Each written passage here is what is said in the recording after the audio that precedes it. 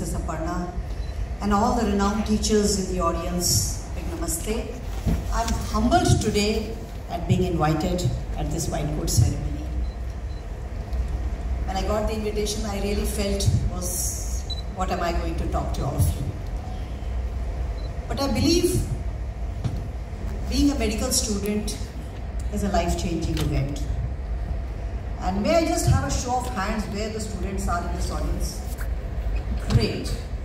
So the two big attributes that you need to be a good doctor, that is intelligence and hard work, you have proven. Because of those two qualities in you, you are sitting here today. So congratulations to all of you, all the students, and of course the parents, because I know how much a parent is instrumental. It holds true for me. I'll start with a story. When I was doing my 12th standard, I wanted to do an IIT exam like my elder brother. My father said, fine, you give the IIT exam, but study for medicine. And in the end, I was in a small township of Bokaro where we did not have an IIT center. I had to go to another city. The night before, he says, I have a meeting to go to Delhi. We can't go for IIT exam. You give medicine exam. So having thought of doing IIT and engineering, my father shaped me to become a doctor, and I think I'm living it today. So I think parents, I think you have done well in grooming your children to take this noble profession. I saw the schedule. All of you must be, my God, 5 years, so much of work. Well, enjoy yourself as well. This is your time, this is your college, this is your best time of the life. Who says you don't have to work hard? You have to work hard to achieve wherever you are. So the question is, you work hard now, become excellent doctors, and then enjoy, or don't work hard and then struggle the whole life. The choice is yours. As far as being a good doctor is concerned, there are many things, and I can see a lot of these things already written around me. Some of the facts, Dr. Manohar has already spoken to you. But one thing I believe very much, and you must inculcate that from today, that you are the best advocate for your patient. What do I mean by that? When you are sitting in your outpatient or you're doing a surgery or something, imagine with what trust that patient comes to you, right? You need to live up to that trust. You need to be the best advocate. You need to give the best advice that you can. If you can't collaborate with somebody and give the best advice, think of something that you can do so that the patient should feel that you are their best advocate. You understand? So being best advocate for your patient is actually the best thing that you can inculcate right from today. So any patient you come across in the ward, in the outpatient or something, think they have come to you with some problem. They have not come to chit chat. So let's make them best as we can. The second, as doctors, what would actually distinguish you from the rest is a good bedside manner. And bedside manner does not mean when you enter the office and what did you say. It's how your body language, how you smile at the patient, how confident you felt, even if the patient is having the worst problem, you still enter the room calm and confident. That gives the patient trust, okay, the doctor knows what they're doing. You may not know all the time, believe me.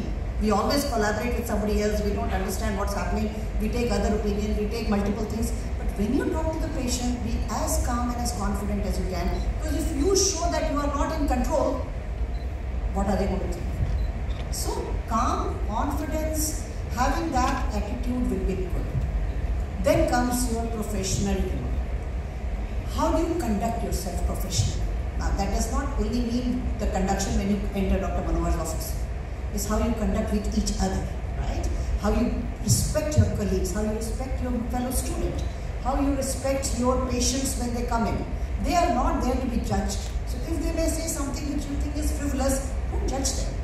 Give them the opportunity. Be a good listener. Because a good listener is a good healer. Because only if you listen. Sometimes in our diseases, like supposing I talk about endometriosis. Now we talk about something called anamnesis. Now what is anamnesis? Anamnesis is recounting of all the facts that that particular patient has had from the time of menarche till today.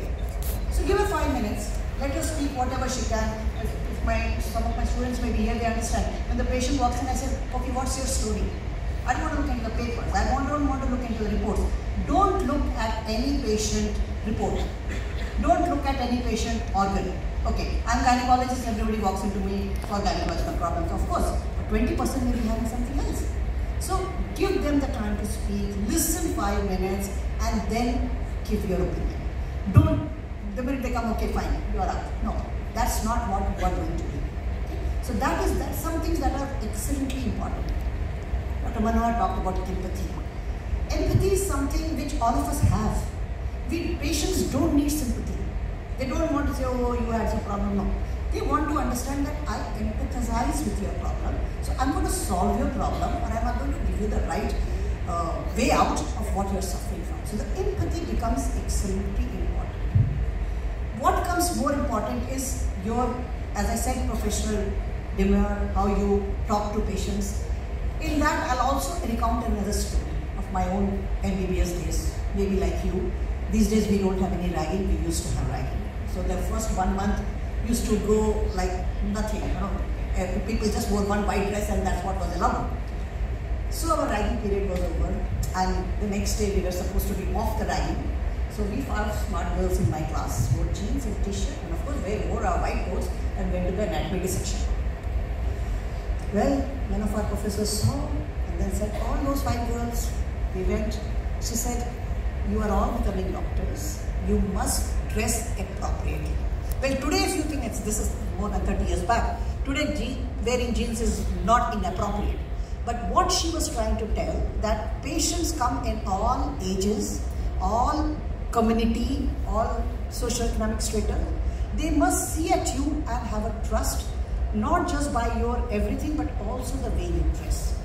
So my suggestion to all of you is that maybe you should develop a good dress sense, more modest, so that when the patients are in front of you, they should not think you are frivolous.